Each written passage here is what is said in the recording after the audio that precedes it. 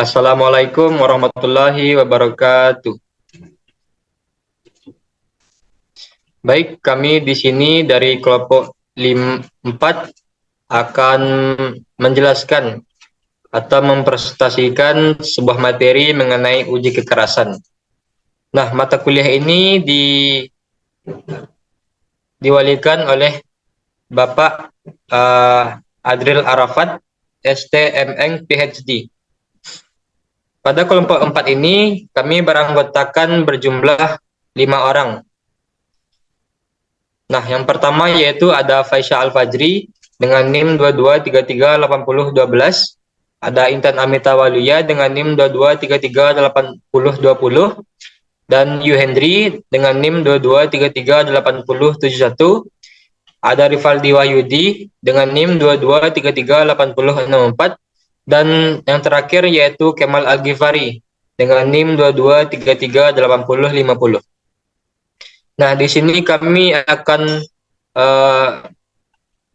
menjelaskan materi mengenai uji kekerasan. Nah, yang pertama yaitu materi yang pertama akan dijelaskan mengenai teori dasar, yaitu garisan oleh Faisal Al-Fajri. Pada Faisal Al-Fajri, saya persilahkan. Baik, sebelum masuk mengenai metode-metode yang digunakan dalam uji kekerasan, langkah baiknya kita awali dengan memperdalam mengenai apa itu uji kekerasan. Uji keras atau uji kekerasan merupakan penguji yang paling efektif karena dengan pengujian ini kita dapat dengan mudah mengetahui gambaran sifat mekanik suatu material. Meskipun pengukuran hanya dilakukan pada satu titik atau daerah tertentu, nilai kekerasan cukup valid untuk menyatakan kekuatan suatu material. Jadi pada uji kekerasan ini walaupun pengujiannya dilakukan pada satu titik saja, namun hasilnya akan mewakili pada titik-titik pada material yang lainnya. Dengan melakukan uji keras, material dapat dengan mudah digolongkan sebagai material ulet atau getas. Jadi dengan melakukan uji kekerasan ini kita dapat mengetahui apakah suatu material itu kuat digunakan. Uji keras juga dapat digunakan sebagai salah satu metode untuk mengetahui pengaruh perlakuan panas dan perlakuan dingin terhadap material. Material yang telah mengalami cold working atau dalam pekerjaan dingin, hot working atau pekerjaan panas, dan heat treatment dapat diketahui gambaran perubahan kekuatannya dengan mengukur kekerasan permukaan satu materialnya. Oleh sebab itu, dengan uji keras, kita dapat dengan mudah melakukan quality control terhadap suatu material. Nah, secara umum, kekerasan sebuah material dapat didefinisikan sebagai ketahanan suatu material terhadap deformasi plastis. Nah, definisi dari ketahanan material ini dapat kita kategorikan ke dalam beberapa pengertian. Yang pertama, bisa juga kita sebut sebagai ketahanan terhadap penekanan di bawah beban statik atau dinamik. Juga dapat kita artikan sebagai energi yang diserap ketika diberikan beban impact. Ketahanan terhadap penggoresan, ketahanan terhadap abrasi, ketahanan terhadap pemotong, dan pengeboran. Jadi uji kekerasan ini tidak hanya terbatas pada kekerasan saja, namun juga meliputi penekanan di bawah beban statik, beban impact terhadap goresan, abrasi, dan pemotongan atau pengeboran. Nah, syarat suatu benda itu dapat kita lakukan uji kekerasannya adalah yang pertama, ketebalan pemotong harus sesuai dengan ketebalan material. Permukaan benda uji harus datar. Permukaan uji harus bersih dari lapisan-lapisan lain yang mungkin mempengaruhi kekerasan material. Selanjutnya, permukaan material dan benda penguji diusahakan membentuk bidang tegak lurus. Dan beban penguji harus memiliki harga kekerasan yang lebih besar dari material yang ingin diuji agar tidak terjadi deformasi plastis pada benda penguji. Yang terakhir, ukuran benda penguji harus lebih kecil daripada material yang diuji agar tidak terjadi perubahan lain dari material, misalnya seperti pembengkokan. Mungkin itu yang dapat saya sampaikan. Saya kembalikan kepada moderator. Baik, terima kasih kepada rekan saya yaitu Faisal Fajri yang telah menjelaskan mengenai goresan-goresan pada uji kekerasan. Nah, selanjutnya yaitu metode penekanan yang akan dijelaskan oleh rekan saya yaitu Intan Amita Waluya. Pada Intan, saya persilahkan. Baiklah, saya akan melanjutkan materi.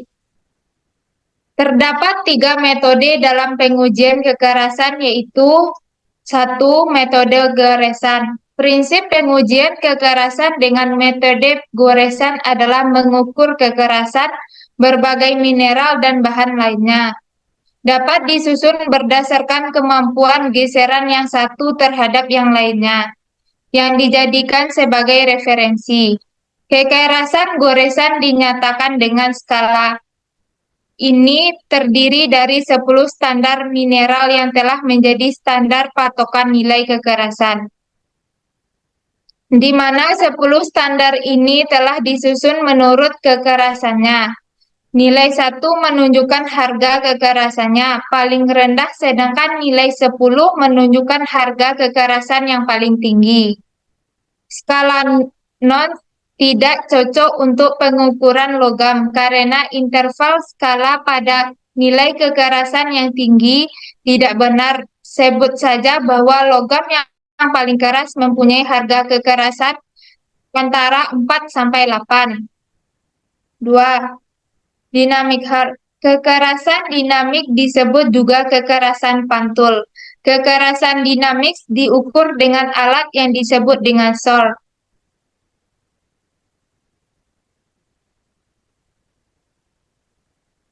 Prinsip metode ini adalah menjatuhkan suatu indektor pada permukaan suatu material, kemudian diamati ketinggian pantul indektor. Perbedaan ketinggian antara ketinggian saat dijatuhkan dengan ketinggian pantul yang menunjukkan besar energi yang diserap material.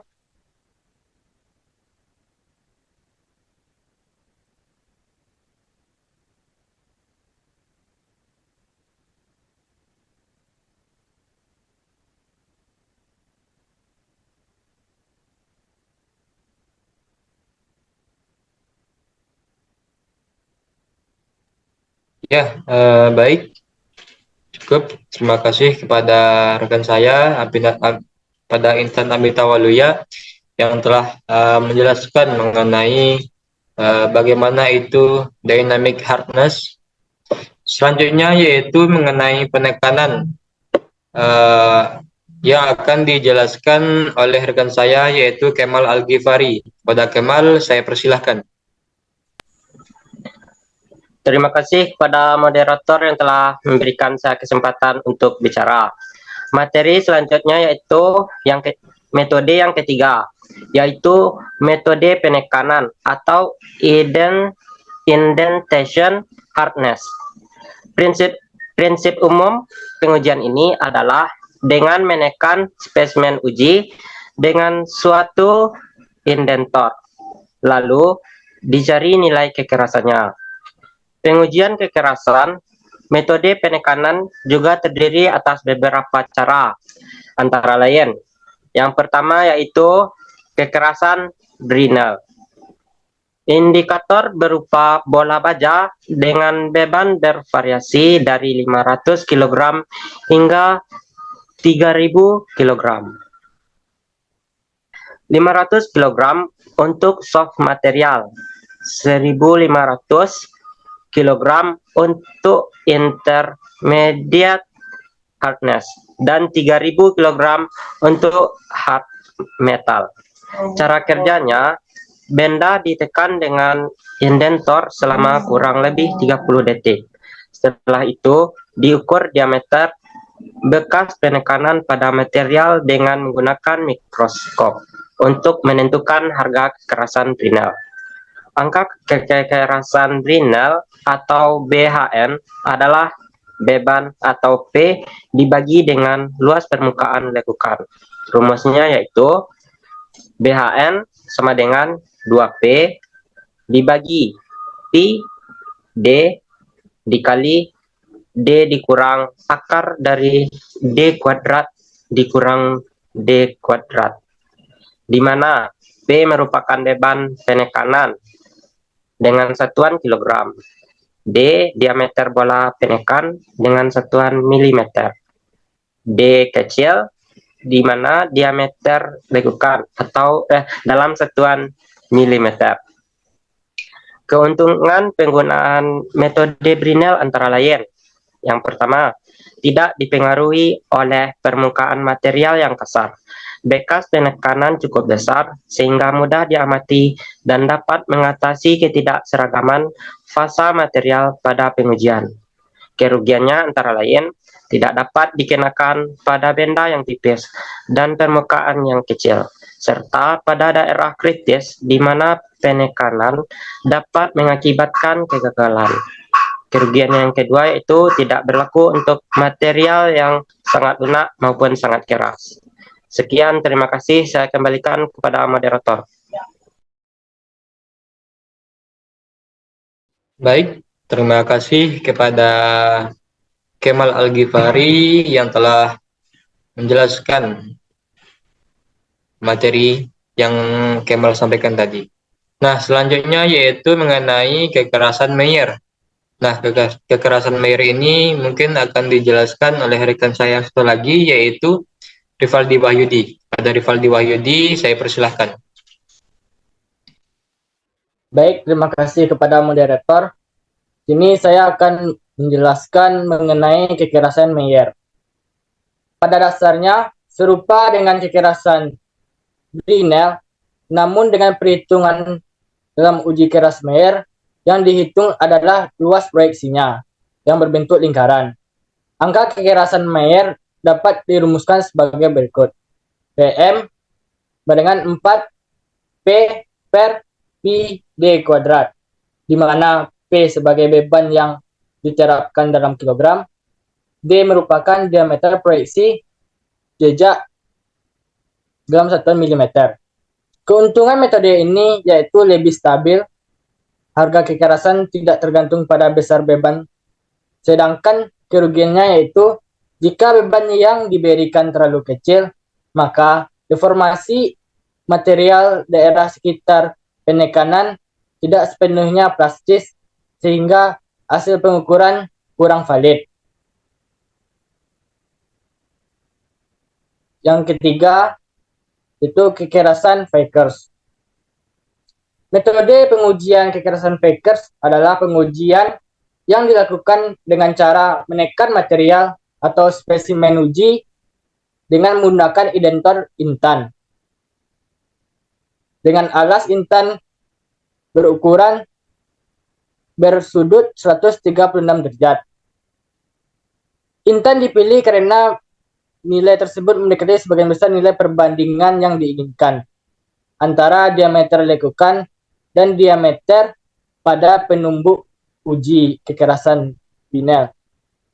Angka kekerasan Wolfers atau VHN adalah beban dibagi dengan pengukuran mikroskopik dan panjang diagonal jarak. Jika dikonversikan ke rumus, kita menuliskan dengan VHN sama dengan 2P sin dalam kurung theta per 2 per L kuadrat sama dengan 1854P per L kuadrat, di mana P sebagai beban pembagi dalam satuan kilogram, L merupakan panjang diagonal rata-rata. Sudut antara permukaan intan yang berlawanan adalah 136 derajat.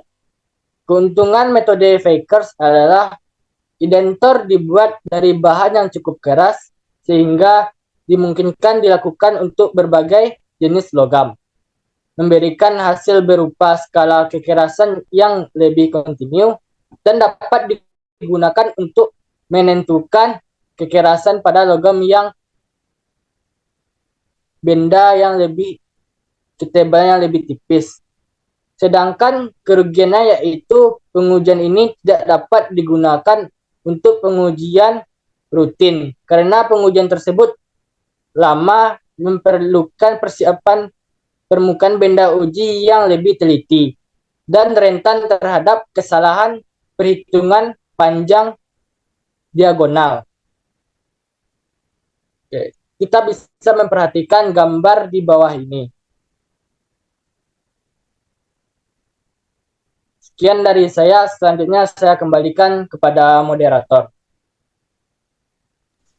Baik, terima kasih kepada Rivaldi Wahyudi yang telah menjelaskan mengenai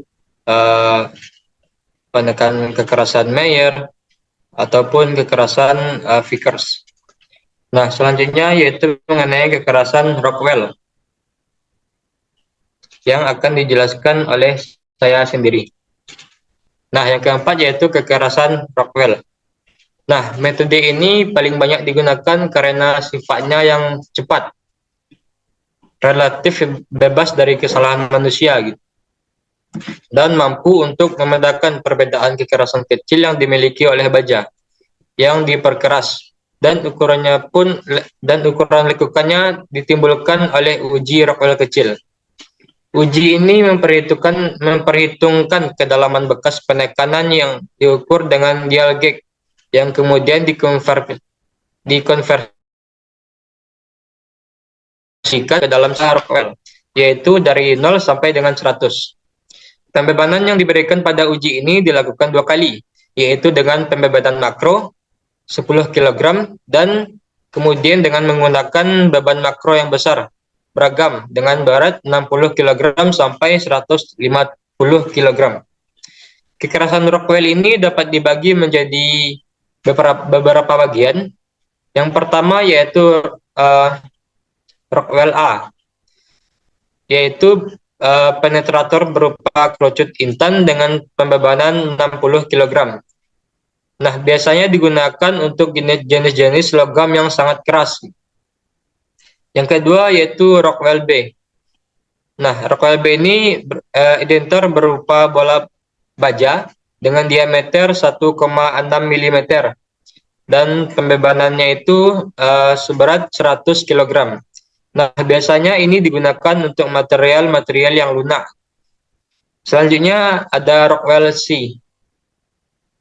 Nah, ini identor berupa kerucut intan dengan pembebanan 150 kg.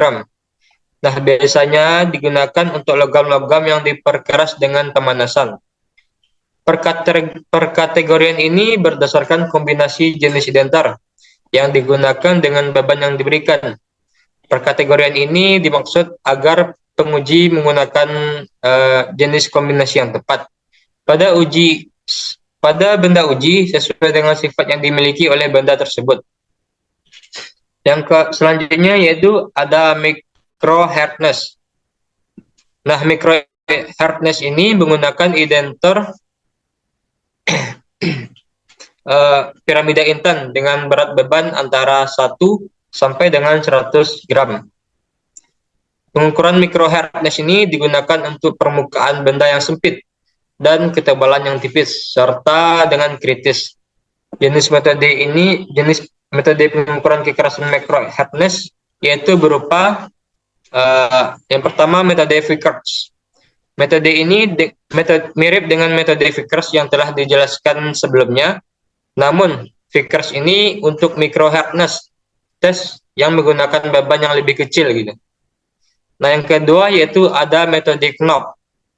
Nah, metode Knop ini geometri identor Knop yang memiliki alas dengan perbandingan diameter 7:1.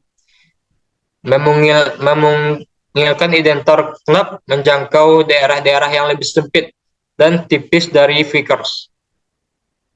Untuk mendapatkan ketelitian dari pengukuran kekerasan, hal yang harus diperhatikan sebelum waktu melakukan pengujian yaitu yang pertama, permukaan benda harus bersih dari kerak dan kotoran lainnya.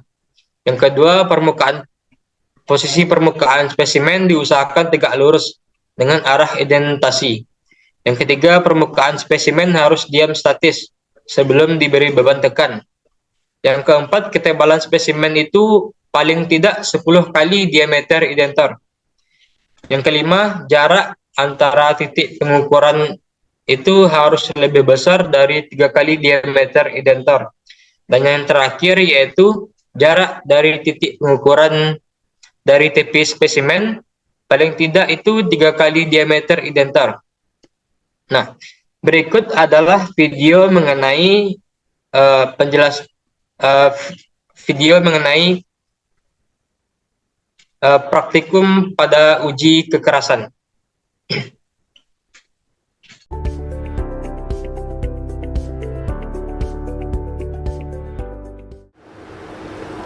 Ketiga sampel ini adalah sampel pengujian keras. Sampel ini terdiri dari 2 jenis material.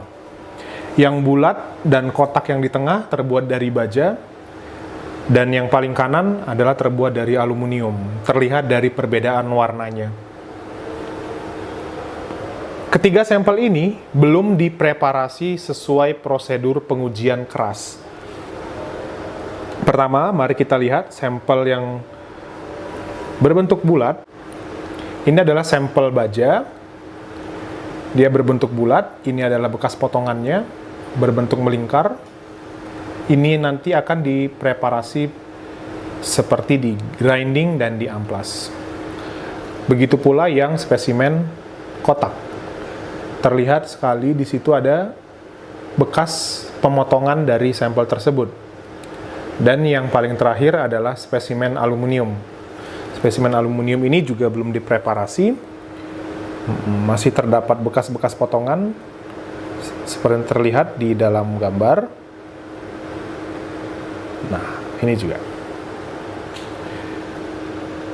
Ketiga sampel ini nanti akan dipreparasi sesuai dengan pengujian keras yang akan dilakukan di praktikum ini. Teman-teman, ini adalah mesin uji keras Brinell. Jadi, salah satu jenis pengujian keras itu ialah pengujian keras Brinell yang menggunakan indentor bola baja. Mesin ini terdiri dari beberapa bagian. Yang pertama ini adalah dial untuk menunjukkan adanya beban. Lalu ini adalah anvil. Anvil ini tempat meletakkan spesimen. Lalu yang terpenting ialah indentor. Ini adalah indentor. Di dalam ini sudah terdapat indentornya, yaitu berupa bola baja. Lalu selanjutnya ini adalah knob untuk mengatur beban dari mesin ini. Lalu ini adalah knob untuk mengaplikasikan beban ke spesimen. Nah, indentor ini besarnya sebesar 2,5 mm diameternya. Sedangkan beban yang akan kita gunakan ialah sebesar 187,5 kg. Selanjutnya, kita akan melakukan pengujian keras Brinell pada spesimen ini. Spesimen ini, seperti yang Anda lihat di layar, belum ada indentasi hasil uji keras Brinell. Ini caranya yang pertama ialah diletakkan di atas anvil dengan permukaan yang kita uji menghadap indentor.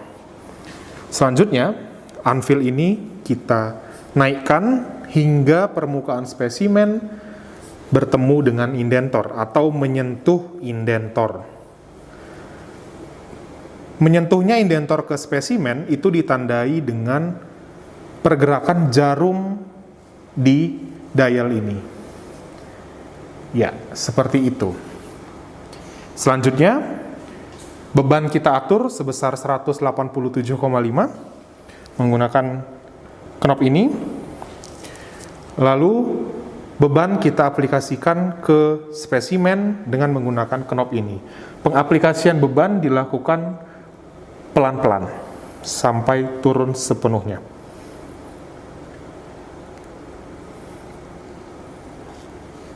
Dapat dilihat dial di sini bergerak.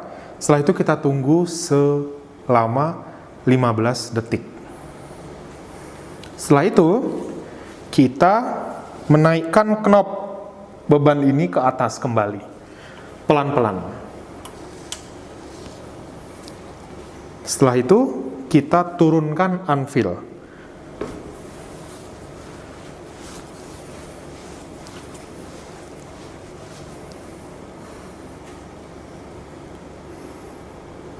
Dapat Anda lihat, sudah terdapat indentasi Brinell di tengah spesimen ini. Indentasi ini kemudian akan diukur diameternya menggunakan mikroskop.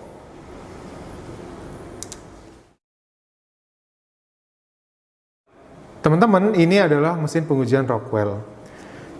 Pengujian Rockwell itu sendiri menggunakan prinsip penghitung kedalaman indentasi sebagai pengukur kekerasan material. Mesin ini terdiri dari beberapa bagian.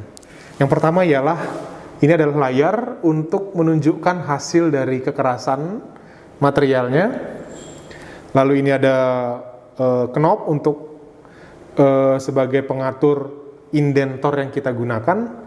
Di sini ada indentor bola baja ataupun kerucut yang terbuat dari intan. Tergantung jenis dari Rockwell yang Anda inginkan. Lalu ini adalah tempat indentornya. Sedangkan indentornya sendiri ialah yang ini, yang putih ini. Di ujungnya ini terdapat bola baja. Nanti indentor ini akan dipasangkan ke sini menggunakan kunci pas ini. Begitu. Lalu ini adalah anvil, tempat menaruh spesimen. Demikian. Nah, anvil ini bisa diturunkan, bisa dinaikkan sesuai dengan ukuran dari spesimennya. Selanjutnya, yang terpenting juga ialah knob ini, teman-teman. Knob ini digunakan untuk mengatur pembebanan.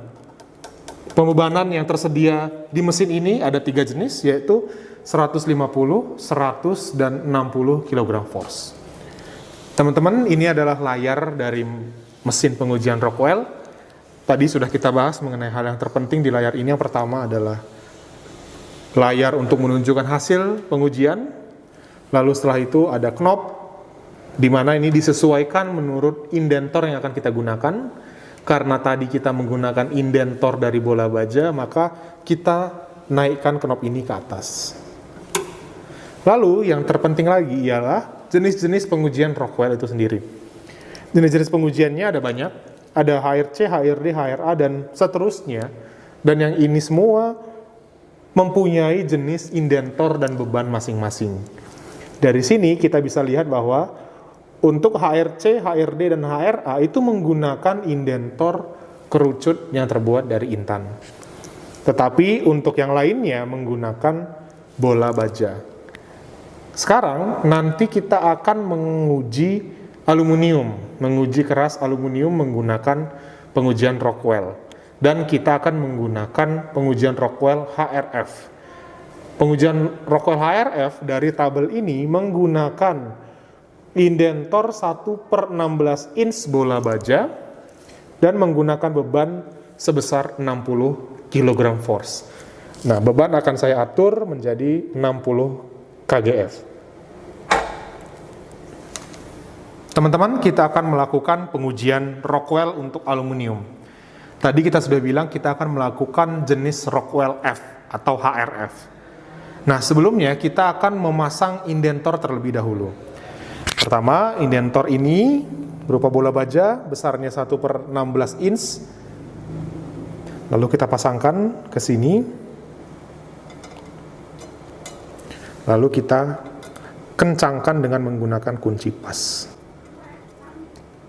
Nah, setelah itu spesimen kita pasang di anvil. Spesimen ini kemudian didekatkan ke indentor. Satu hal yang harus diperhatikan teman-teman, dalam pengujian Rockwell terdapat 2 jenis pembebanan, yaitu pembebanan minor dan pembebanan mayor. Pembebanan minor itu besarnya ialah 10 kg. Sedangkan pembebanan mayor adalah pembebanan yang besarnya sesuai dengan jenis pengujian Rockwell yang kita lakukan. Dalam hal ini, pengujian Rockwell F besar beban mayornya ialah 60 kg. Sekarang kita akan melakukan pembebanan minor terlebih dahulu. Pembebanan minor itu akan ditunjukkan dengan 3 garis vertikal di layar ini. Saya akan melakukannya sekarang.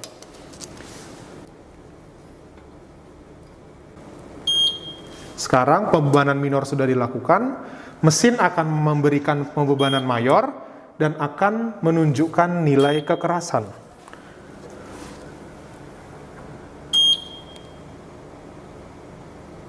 Nah, dari layar disimpulkan bahwa atau diukur kekerasan dari aluminium kita sebesar 88 HRF. Selanjutnya, anvil akan diturunkan.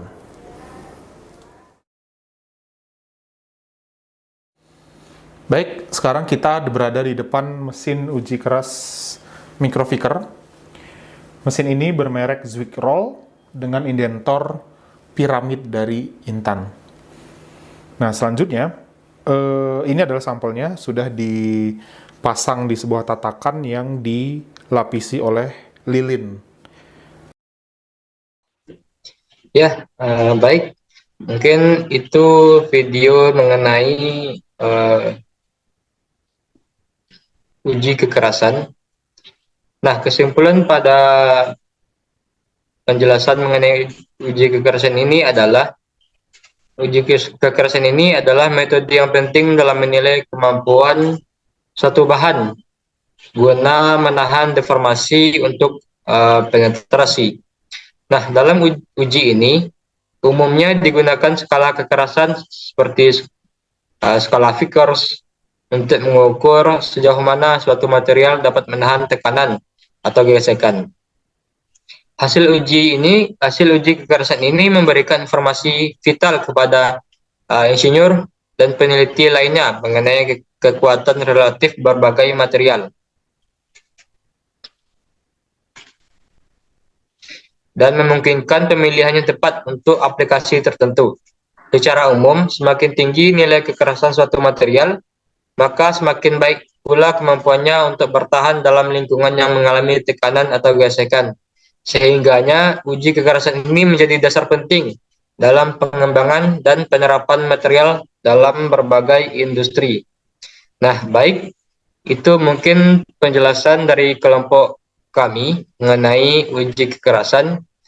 Kalau ada salah dalam penyampaian, kami mohon maaf. Dan kami akhiri dengan wabillahi taufiq wal hidayah. Assalamualaikum warahmatullahi wabarakatuh.